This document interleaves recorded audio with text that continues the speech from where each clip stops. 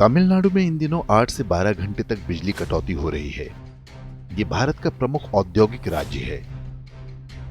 GDP के हिसाब से देखें तो महाराष्ट्र के बाद दूसरे स्थान पर। देश में इस समय ना तो ईंधन की कोई कमी है, ना विद्युत उत्पादन क्षमता में कोई गिरावट आई है। फिर इस बिजली कटौती का कारण क्या है? विद्युत संकट के लिए तमिलनाडु सरकार केंद्र सरकार को दोषी ठहरा रही है। वैसे भी ये सबसे आसान उपाय होता है। विपक्षी पार्टियों की सरकार वाले राज्य जब भी किसी संकट में होते हैं तो उसके लिए केंद्र सरकार को ही दोषी ठहराते हैं। दरअसल तमिलनाडु के बिजली संकट का वास्तविक कारण कुछ और ही है। इसके बारे में कोई बात नहीं करना चाहता।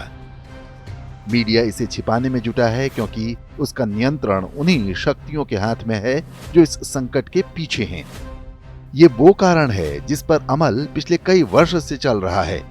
इसके बारे में हम आपको आगे बताएंगे। पहले तमिलनाडु के तूतीकोरिन में बनी इस फैक्ट्री को देखिए। ये वेदांता कंपनी का भारत का सबसे बड़ा कॉपर अर्थात तांबा उत्पादन केंद्र है, लेकिन ये आज बंद पड़ा हुआ है। पहले पर्यावरण का अडंगा लगाया गया, फिर हिंसा कराई गई। न्यायालय में सिद्ध हुआ कि पर्यावरण के लिए चिंता की कोई बात नहीं। फिर भी ये कारखाना नहीं खुल सका क्योंकि चर्च नहीं चाहता। इसके बंद रहने के कारण विदेशों से तांबे का आयात करना पड़ रहा है।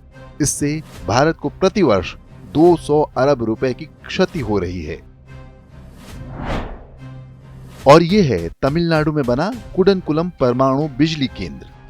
ये भारत का सबसे बड़ा एटॉमिक पावर स्टेशन है। वर्ष 2012 में जब ये शुरू होने जा रहा था तब चर्च ने इसका भारी विरोध किया था। स्थानीय लोगों को भड़काकर धरने और प्रदर्शन कराए गए थे। तब के प्रधानमंत्री मनमोहन सिंह ने भी डरते सहमते हुए माना था कि कुछ शक्तियां राष्ट्रीय महत्व की इस परियोजना को ठप कराना चाहती हैं। ये खेल केवल तमिलनाडु में नहीं चल रहा। जहां जहां पर चर्च के प्यादे सत्ता में हैं, वहां यही हाल है। जहां अभी ये सामने दिखाई नहीं दे रहे, वहां भी तैयारी चल रही है और उचित अवसर की प्रतीक्षा है। वास्तव में ईसाई धर्मांतरण गिरोहों ने निर्णय ले लिया है कि भारत को गरीब रखना है।